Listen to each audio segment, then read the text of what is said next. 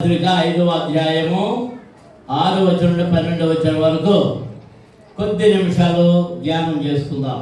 వ్యర్థమైన మాటల వలన ఎవడును మిమ్మల్ని మోసపరచనీయకుడి. ఇట్టి క్రియల వలన దేవుని ఉగ్రత అవిధేయులైన వారి మీదకి వచ్చును. కనుక మీరు అట్టి వారితో పాలివారై ఉండకుడి. అట్టి వారితో పాలివారై ఉండకుడి. మీరు పూర్వమందు చీకటి అయి ఉంటిరి. ఇప్పుడైతే ప్రభువునందు వెలుగై ఉన్నారు. వెలుగు ఫలము సమస్త విధములైన మంచితనము నీతి సత్యమని వాటిలో కనబడుతున్నది.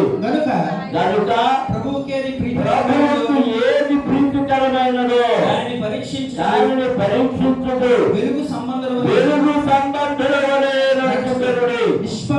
నిష్ఫలమైన అంధకార క్రియలలో పాలివారై ఉండగా వాటిని ఖండించుడి.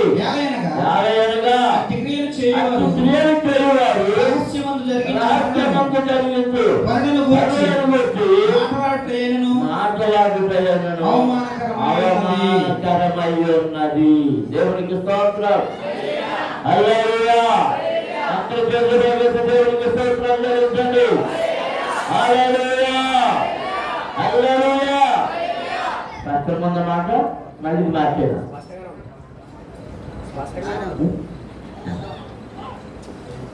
అపోస్తలుడైన పౌలు ఎఫెసులో ఉన్న సంఘములకు వ్రాసిన ఈ ఉత్తరములో అనేకమైన సంగతులను తెలియజేస్తూ వ్రాస్తూ మనం 6వ వచనం చదివాం. అది మొట్టమొదటి వచనం చదివితే అక్కడ ఏమంటున్నారంటే,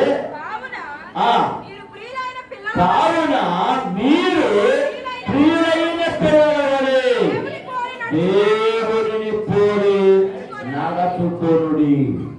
అందులో దేవునికి స్తోత్రం చేయండి. హల్లెలూయా. హల్లెలూయా. హల్లెలూయా. హల్లెలూయా. ఎలా నడుచుకోవాలట?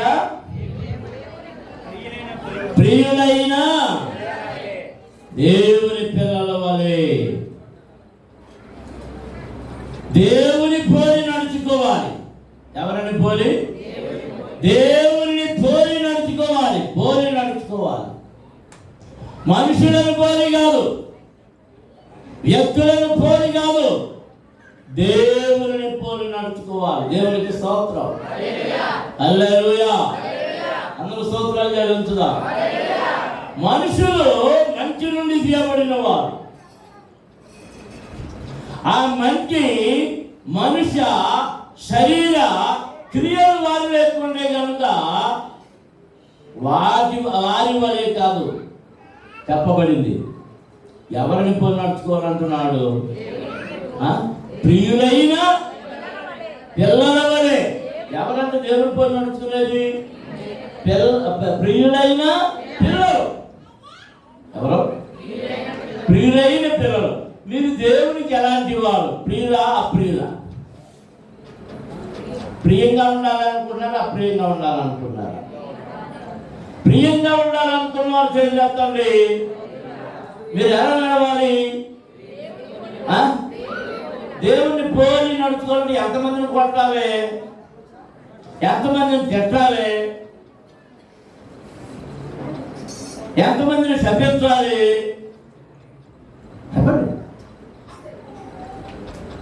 ప్రభు ఎవరిని విసుక్కున్నాడా? లేదు, ఎవరిని విసుక్కోలేదు. ఆయన విసిగించబడ్డాడు కానీ విసుక్కోలేదు. శ్రమ పరచబడ్డాడు కానీ శ్రమ పెట్టలేదు. మనల్ని ఎవరైనా శ్రమ పెట్టాడా? ఎవరినైనా దూషించాడా? ఆయన దూషించబడ్డాడు కానీ ఎవరిని దూషించలేదు. దేవుని పోలి నడుచుకోవాలి. మన స్వభావం దేవుని వలె ఉండాలి. మన ఆలోచన దేవుని వలె ఉండాలి. మన నడక దేవుని వలె ఉండాలి. మన పద్ధతి దేవుని వలి ఉండాలి. ఇది ఎవరు చెప్తున్నాడంటే అపోస్తుడైన పౌలు చెప్తున్నాడు. అందరూ దేవునికి స్తోత్రాలు చెల్లించుదాం. హల్లెలూయా. ఎందుకు? క్రీస్తు మిమ్మల్ని ప్రేమించి పరిమళ వాసనగా ఉండుటకు మన కొరకు తన్ను తాను దేవునికి అర్పణముగాను బలిగాను అప్పగించుకొనెను. దేవునికి స్తోత్రం. అందరూ స్తోత్రాలు చెల్లించాలి. ఏం చేసినట్టయినా దేని కొరకు? పరిమళ వాసనగా ఉండడం కొరకు. మనం ఏ వాసన రావడం కొరకు? పరిమళ వాసన రావడం కొరకు. మీకు ఒక సంగతి తెలుసా? ప్రతి వారికి ఒక ప్రత్యేకమైన వాసన ఉంటుంది. ఆ సంగతి తెలుసు మీకు? దొంగతనం జరిగినప్పుడు ఏమొచ్చినాయి అంటారు? కుక్కలు వస్తాయి. దొంగతనం జరిగినా, హత్యలు జరిగినా, ఏమైనా ఎలాంటివి జరిగినప్పుడు వేటిని తీసుకొస్తారు? కుక్కను తీసుకొస్తారు. ఆ కుక్కలు ఆ చుట్టూ తిరిగి ఆ వాసన చూసి ఎవరి దగ్గరికి? అటు దొంగోడు చంపేసినాడు అంటే నీ వాసన ఎవరికి తెలిసింది? ఆ హంతకుడి వాసన ఎవరికి తెలిసింది? ఆ దొంగోడు వాసన ఎవరికి తెలిసింది? ఒక విచిత్రం ఏంటి తెలుసా?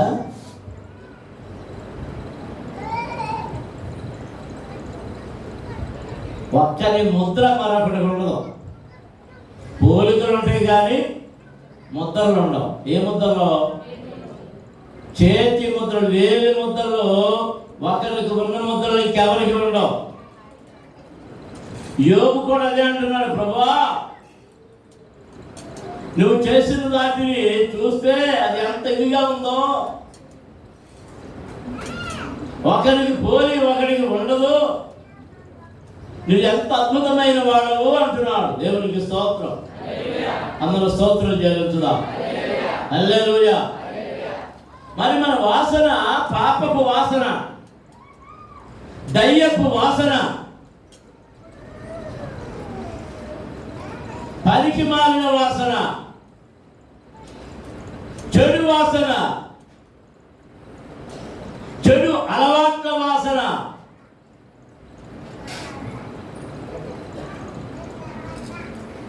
ఒకసారి డబ్బులు వచ్చినప్పుడు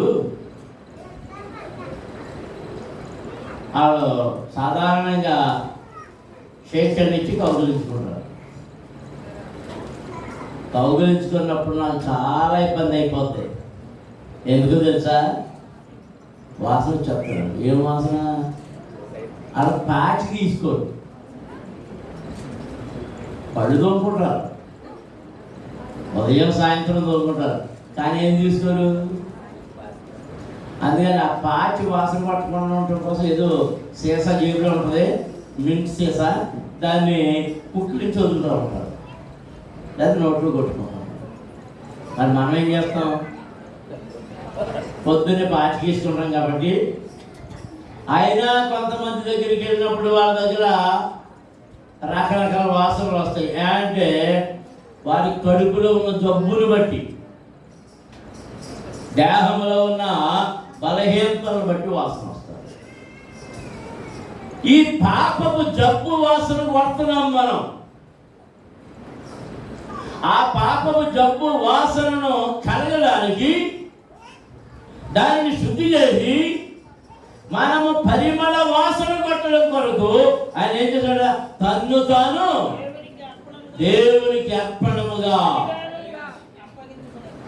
అప్పగించుకున్నాడు. దేవునికి స్తోత్రం. హల్లెలూయా. సిలువలో ఆయన కాచిన రక్తము ద్వారా మనం ఎప్పుడైతే కడగబడ్డామో, కడగబడిన వారిలో నుండి ఆ దొంగతనపు వాసన పోతుంది, అబద్ధపు వాసన పోతుంది, వ్యభిచారపు వాసన పోతుంది, దుర్మార్గపు వాసన పోతుంది.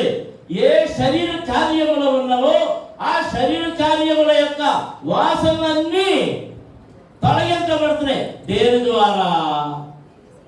దేని ద్వారా? ఈయన రక్తము కరిగి శుద్ధి చేసిన చేత ఇప్పుడు మనలో ఏమొస్తుందంటే పరిమళ వాసన. ఏ వాసన? పరిమళ వాసన. ఏ వాసన అది? జీవపు వాసన, క్రీస్తు యొక్క పరిమళపు వాసన. దేవునికి స్తోత్రం. హల్లెలూయా, హల్లెలూయా. అందరూ స్తోత్రాలు చెల్లించుదా. హల్లెలూయా, హల్లెలూయా, హల్లెలూయా. నా చిన్న మనవడు నేను వాకింగ్ చేస్తున్నప్పుడు వచ్చేస్తాడు, నన్ను రమ్మంటుంటాడు. కొన్ని నన్ను వాకింగ్ చేయడం అంటే ఈలోగా అది పెత్తనాలు చేస్తుంటాడు. పెత్తనాలు చేసి ఒరే మీ అమ్మమ్మ వచ్చి తీసుకెళ్తుంది రా అంటాను. ఒరే అమ్మమ్మ అని పిలిస్తే ఎవరు వస్తారు తెలుసా? మీకు తెలుసా? అది తెలుసుకున్నాం అందరం. వెనకొన్నట్టు నుంచి రాదు, ఏడు గేట్గానే ఉంటుంది. అలా అమ్మమ్మ వస్తుంది, నాడు బాబా అంటుంది. ఇలా ఆగా అంటాడు, ఆ లోపలికి వెళ్తాడు.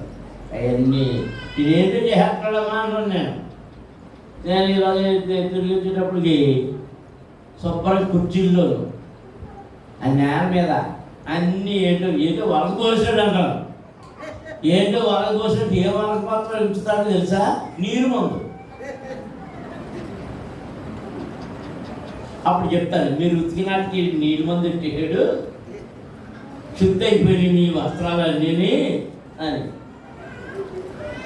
నీ వస్త్రముల శుద్ధి కొరకు దానిని నానబెట్టి బండకేసి కొట్టి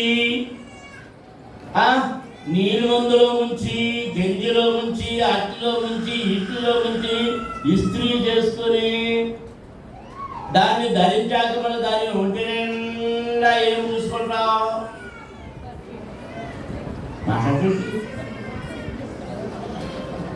ఏం పూసుకుంటావు? ఈసారి మీరు దగ్గరికి వచ్చినప్పుడు చెప్తాను. ఏం పూసుకోరా? చెప్పండి, ఏం పూసుకోరా? పూసుకుంటామని అన్నోడు చేస్తుంది మర్యాదగా. 4 చేతులు వేసింది.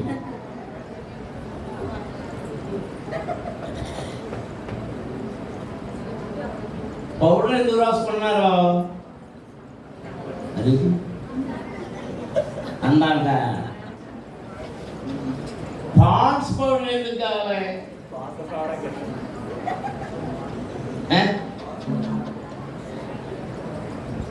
ఆ క్రీములు ఎందుకు రాసుకున్నారు? ఇవన్నీ సుగంధ ద్రవ్యాలు అంటారు వాటిని. ఎందుకు సుగంధ ద్రవ్యాలు? మన దేహం మీద నుండి వచ్చే దుర్గంధాలు ఇతరులకి వాసన కొట్టకుండా, చెడు వాసన కొట్టకుండా, మరణపు వాసన కొట్టకుండా వీటిని పూస్తున్నట్టుగా మన దగ్గర ఉన్న మరణపు వాసన కొట్టకుండా క్రీస్తు యొక్క పరిమళ వాసనలు మనకు ఆయన అందుతున్నాడు. దేవునికి స్తోత్రం.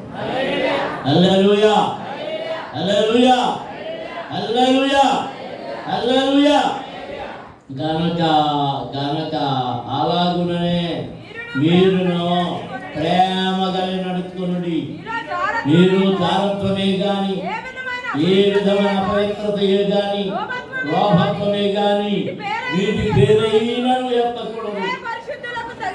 ఇదే పరిశుద్ధులకు తగినది. దేవునికి స్తోత్రం. హల్లెలూయా. పరిశుద్ధులకు తగినది ఇది. తర్వాత కృతజ్ఞతా వచనమే మీరు ఉచ్చరింపవలెను, మరియు మీరు భూతులైనను, పోకిరి మాటలైనను, సరస్వతులైనను ఉచ్చరింపకూడదు. ఆగు ఏం ఉచ్చరించకూడదట? కృతజ్ఞతా వచనమే ఉచ్చరించాలి కానీ, దేవునికి స్తోత్రాలు మాత్రమే చెల్లించాలి కానీ, మీరు ఇంకా ఏదైనా థ్యాంక్ యూ అని చెప్పడమే కానీ, మీరు ప్రార్థన చేసినందుకు మీకు వందనాలయ్యా, మీకు కృతజ్ఞతలయ్యా అని చెప్పడమే కానీ వేరే మాటలు మనము ఉచ్చరించకూడదు. ఏ వరకు ఉచ్చరించకూడదట? మన నోటి నుండి ఏమి రాకూడదు? మన నోరిప్పితే ఏమవుతుంది? మన నోరిప్పితే ఏమవుతుంది? బూతు తప్ప ఇంకోటి రాదు. అలవాటు అయిపోయిందండి. నిన్ను దాకా అలవాటు అయిపోతే ఏం చేయాలి? చూడాలి. అదేంటది? ఆ మాట ఏంటి? బూతు, అభ్యంతరకరమైన మాట. బూతు అంటే అభ్యంతరకరమైన మాట. రెండోది ఏ మాటలు వదులుకోవాలట? పోకిరి మాటలు. ఏ మాటలు? రోడ్డు చడపల 5 ఆడపిల్లలు వెళ్తుంటే ఇక్కడ రోడ్డు మీద కూర్చుని ఇది వరకు ఇప్పుడు చెప్తున్నారేమో 70 ఏళ్ళు 80 ఏళ్ళు, ఏ ఇక్కడ ఎవరు పిల్లవే పలానా నన్ను పెళ్లి చేసుకున్నాడంటే ఎవరిని? ఏ మాట? పోకిరి మాట. అది యవనస్తులే కానివ్వండి, ముసలివారే కానివ్వండి, మరి ఎవరు కానివ్వండి, పోకిరి మాటలు దేవుని పిల్లలైన వారు వారి నోట పలకడానికి వీలు లేదు, వీలు లేదు. అందరం దేవునికి స్తోత్రాలు చెల్లించాలి. హల్లెలూయా. ఒకవేళ వరుసైన పిల్లలైనా సరే, వరుసైన వరుస అన్నమాట. అదేమంటది? మనందరి వరుస ఒకటే వరుస. క్రీస్తు యేసులో మనము ఏమై ఉన్నాం? సహోదరి సహోదరులమై ఉన్నాం. అంతే. అందరూ దేవునికి స్తోత్రం జరుగుతుందా? హల్లెలూయా. భూతులైనను, పోకిరి మాటలైనను, సరస్వతులైనను వేళకోళం.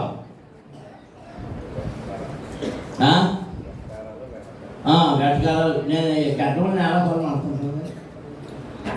అర్థంటానా? నాకు కూడా కూడదు అది. నా బాధ నాకు, మీకే కాదు నాకు. నేను పెట్టాలనుకుంటుందా? అమ్మయ్య ఇప్పటికి వెళ్ళి ఒప్పుకున్నామని చెప్తుంది. మళ్ళీ చెప్పండి, ఏం పలకూడదు మనం? బూతులైనను, పోకిరి మాటలైనను, సరస్వతులైనను. ఏమన్నది? మీరు ఉచ్చరింపకూడదు, ఇవి మీకు తాగావు. చాలా స్పష్టం. ఇది మీకు తాగదు. మీరు చేయకూడదు, మీరు మాట్లాడకూడదు, మీరు పలకూడదు. దేవునికి స్తోత్రం. హల్లెలూయా. కొంతమంది హృదయములో ఉన్న దురాలోచనలను బట్టి వారి నోటి నుండి బూట్లు వస్తుంటాయి. ఆ మాటలో కసి కనబడుతుంది. ఆ కసిలో ఆడ హృదయాలోచనలో ఎంత దురాలోచన ఉందో ఏం చెప్పుద్ది? వాళ్ళు మాట్లాడే మాటలు చెప్తాయి. వాక్యం ఏం చెప్తుంది? ఇవి నీకు తగవు. వ్యభిచారి అయిన, అపవిత్రుడైన, విగ్రహారాధీకుడైన, లోభి అయినను, క్రీస్తు యొక్కయు దేవుని యొక్కయు రాజ్యమునకు హక్కుదారుడు కాడని సంగతి నీకు నిశ్చయముగా తెలియను. దేవునికి స్తోత్రం. కరెక్టే. ఎవరో దేవుని రాజ్యానికి అర్హుడు కాదు. వ్యభిచారి, అపవిత్రుడు, విగ్రహారాధీకుడై ఉన్న లోభి. లోభత్వం అంటే పిసిరి కొట్టుతాను. ఇది ఎవడంటే ఈ లోభి? విగ్రహారాధికుడు. లోభి అయితే విగ్రహారాధికుడు దృష్టిలో వెళ్ళిపోతావు. నీ గుప్పిలు వెడదో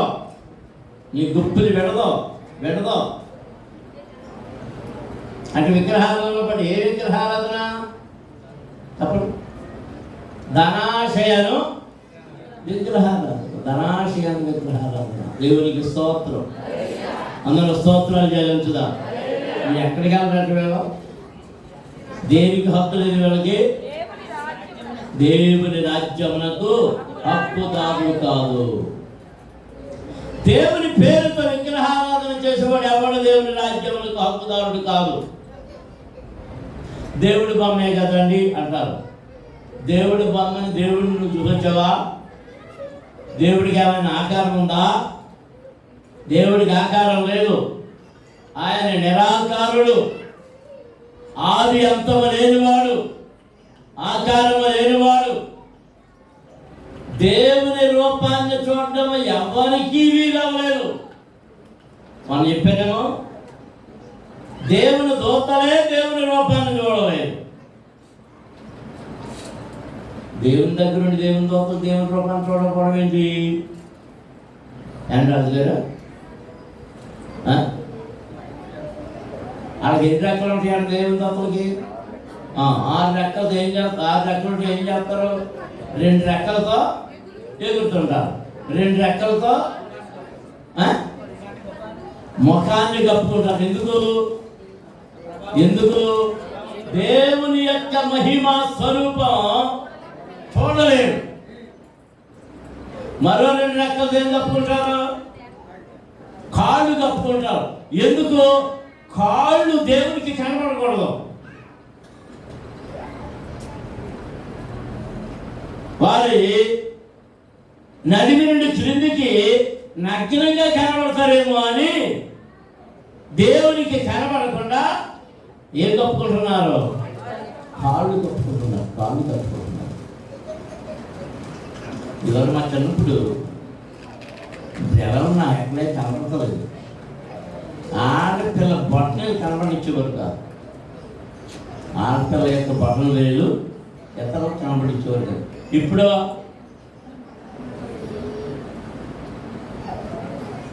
దాచుకున్నది ఏది లేదు. ఈ పంత ఏ రోడ్డు కనబడుతుంది.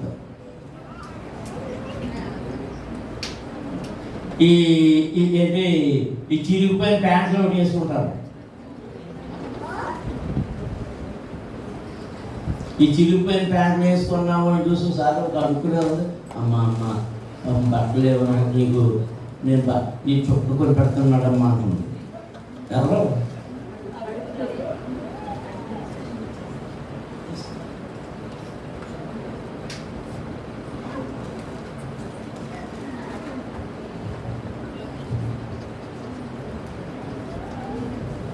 అంటే దేవునికి యాజకుడు మందిరంలో ప్రవేశించినప్పుడు లేవియకాండంలో ఏం రాయబడిందంటే, సన్నని నార వస్త్రమును లాగులాగా ధరించాలి. లాగంటే పొడిగా, లాగంటే పొడిగా అండర్వేర్. లాగులు అనేవారు ఇది వరకు. లాగు అంటే లాగమని కాదు, లాగు నిక్కరం, అండర్వేర్, సన్నని నార వస్త్రం.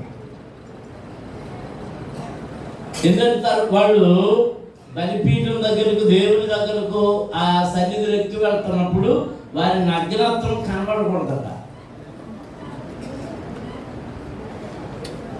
అది బైబిల్ గ్రంథంలో ఉన్నటువంటి నియమ నిబంధనల్లో యాజకులకు ఇవ్వబడినటువంటి అత్యంత కఠినమైన నిర్బంధమైన నిర్ణయం.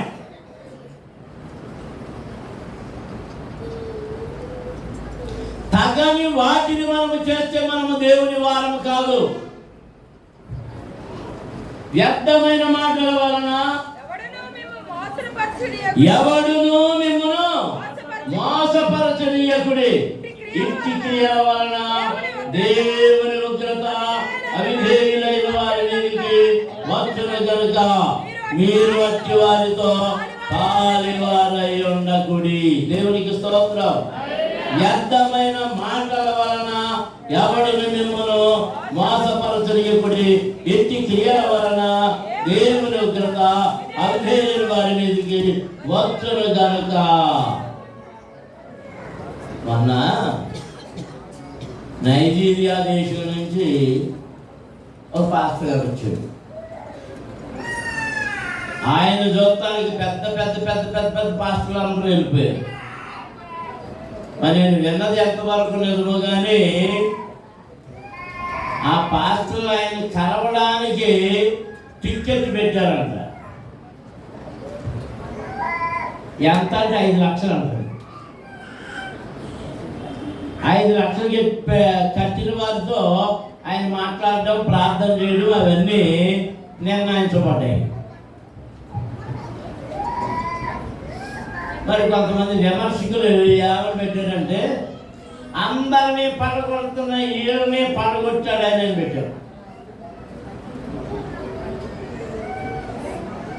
బెల్లంపల్లి ప్రవీణ్ ఎవరు అనడానికి ఎవరెవరో ఒంగోలు అయినప్పుడు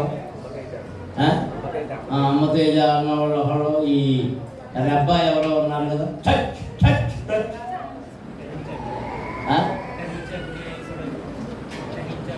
దహించాల్సిన ఆయన ఆ పేరు వీళ్ళు వీళ్ళందరూ అంటే ఏమైపోతున్నారు, పడిపోతున్నారు కదా. ఈ పడగొట్టే వాళ్ళందరూ ఆయన దగ్గరికి వెళ్ళితే ఆయన ప్రార్థన చేయాలందరూ పడిపోయారు.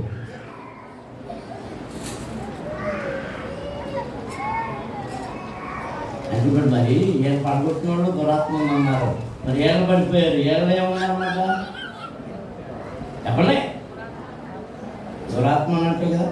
అంటే ఇప్పుడు మనం ఏం చేశారు, మోసం చేశారు లేదా? అది పౌలు గారు ఏమంటున్నాడు, వ్యర్థమైన మాటల వలన ఎవడునో మిమ్మల్ని మోసపరచనీయకుడి, ఇటు క్రియల వలన దేవుని ఉగ్రత అవిధేయులైన వారి మీదకి వచ్చిన కనుక మీరు అట్టి వారితో వారై ఉండకుడి, భాగస్థులై ఉండకుడి. మీరు పూర్వమందు చీకటి అయింటిరి, ఇప్పుడైతే ప్రభువునందు వెలుగై ఉన్నారు. దేవునికి స్తోత్రం. అంతకుముందు మీరు చీకటే, కానీ ఇప్పుడు ప్రభువులు మీరు ఏమై ఉన్నారు, వెలుగై ఉన్నారు. దేవునికి స్తోత్రం. మీకు మంచి పాట అంటే ఇష్టం, మంచిదే కాదంటది. మంచి మాటలు అంటే ఇష్టం, మంచిది కాదు, చాలా మంచిది. మా ఇప్పుడు చిన్నపిల్లలు ఉన్నారు, చాక్లెట్ ఇస్తే ఏం చేస్తారు, తినేస్తారు లేదా? నీ పెట్టమంటే పెడతారా? ఇంకా కావాలి ఇంకా కావాలంటారు. సరే, ఆనందం బట్టి ఇస్తే తాగుతారని చూడండి. ఎంతమంది అవుతారు? ఆనందం ఎందుకు పట్టిస్తాం? బ్రాందా పట్టిస్తారు, డాక్టర్ వద్దన్నారు, ఆ డాక్టర్ వద్దన్నారు పట్టిస్తారు. కానీ అది ఎంత ఇబ్బందిగా మారిపోయింది తెలుసా? మా చిన్నప్పుడు సంవత్సరానికి 1-2 సార్లు వరుసగా కూర్చోబెట్టి పొద్దున్నే ఉగ్గు గింజలతో పట్టుకొచ్చి నోట్లో పోసేసేవారు, బాసి పట్టేసి కూర్చోవాలి. అది జాగ్రత్తగా ఉంటుంది. అది తాగిన తర్వాత వాంతి చేసుకోవడం కోసం చిన్న చింతపండు ఉండ అది నోట్లో పెట్టుకోవాలి. ఇక తర్వాత బాత్రూములు ఖాళీ ఉండవు. ఏం జరిగింది? ఈ అన్నం తాగడం వల్ల లోపల దాన్ని పుట్టనేవారు, పుట్టంతో కూడా వేసిందనేవారు. అదే లోపల ఉన్న బ్యాక్టీరియా అంతా బయటకు వచ్చేస్తుంది. దానివల్ల పిల్లలు ఆరోగ్యంగా ఉండేవారు. ఇప్పుడు మీరు బయట పోవాలి చాక్లెట్లు, ఆ పిజ్జాలో ఇంకా ఏంటో ఆ పాటలు పిజ్జాలో, ఇంకా ప్రసంగాలనే బిర్యానీలు, ఇవన్నీ తినేది. అబ్బ భలే ఉంది బిర్యానీ, లెగ్ పీసులు,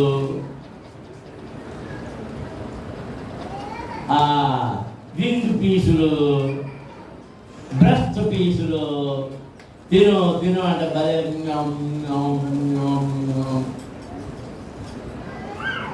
సరిగ్గా ఆదివారం నాడు మరొకరు గుళ్ళోకి వచ్చే మాత్రం ఇక్కడ ఏం పెట్టేస్తున్నారు? ఆనందం అంటే ఆనందం తాగిన మొహాలు. ఏ మొహాలు? ఆనందం తాగిన మొహాలు. ఇప్పుడు ఆనందం పట్టిస్తున్నాడు. ఏం పట్టిస్తున్నాడు? ఎంతమంది తాగుతున్నారు ఆనందం చెప్పండి. తాగుతున్నారా? తాగుతలేదు. రామకృష్ణ తాగుతలేదంటే ఇంకా అక్కడ చెప్పాలే ఉంటాయి. మీరు ఆనందం తాగితే ఇప్పుడు ఏమవుతారు? బాగుతారు.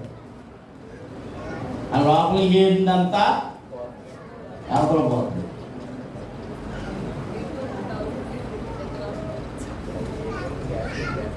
దేవుని వాక్యం మనకి నేర్పుతుంది. మీరు చీకటి సంబంధంలో తప్పుడు, మీరు ఇప్పుడు ఏమై ఉన్నారు? క్రీస్తులో వెలుగై ఉన్నారు. వెలుగై ఉన్నారు అని ఏమై ఉన్నప్పుడు వెలుగై ఉన్నాం. దేవునికి స్తోత్రం. మనం ఎందుకు వెలుగై ఉన్నాం?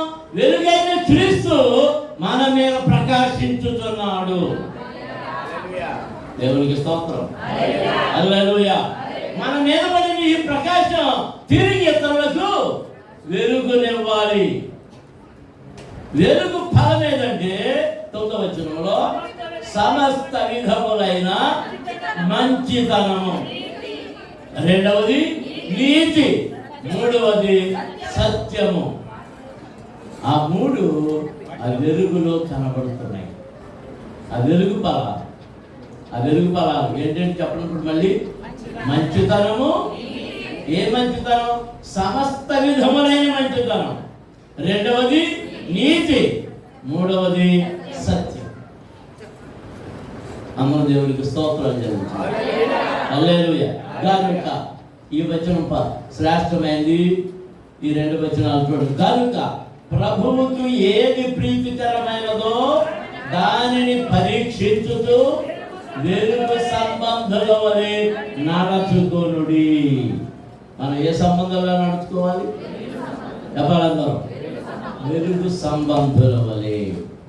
మనం ఎంత మాత్రమో చీకటిని ప్రేమించకూడదు, చీకటిలో నడవకూడదు. 11వ వచనంలో అంటున్నాడు, నిష్ఫలమైన అంధకార క్రియలలో పాలివారై ఉండక వాటిని ఖండించుడి.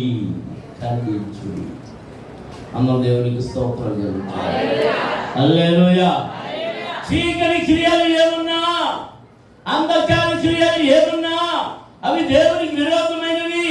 అవి సాతాను క్రియలు కనుక, అపవాది క్రియలు కనుక వాటిని ఏం చేయాలంటే మనం వాటిలో వెళ్ళకూడదు, వాటిని ఖండించాలి, వాటిని దూరం పెట్టాలి. మాత్రం ప్రార్థన చేసుకుంటాం. ఈ మధ్యాహ్న సమయంలో నువ్వేం చేయబోతున్నావు? ఆ అంధకార క్రియలలో పాలు పొందాలనుకుంటున్నావా?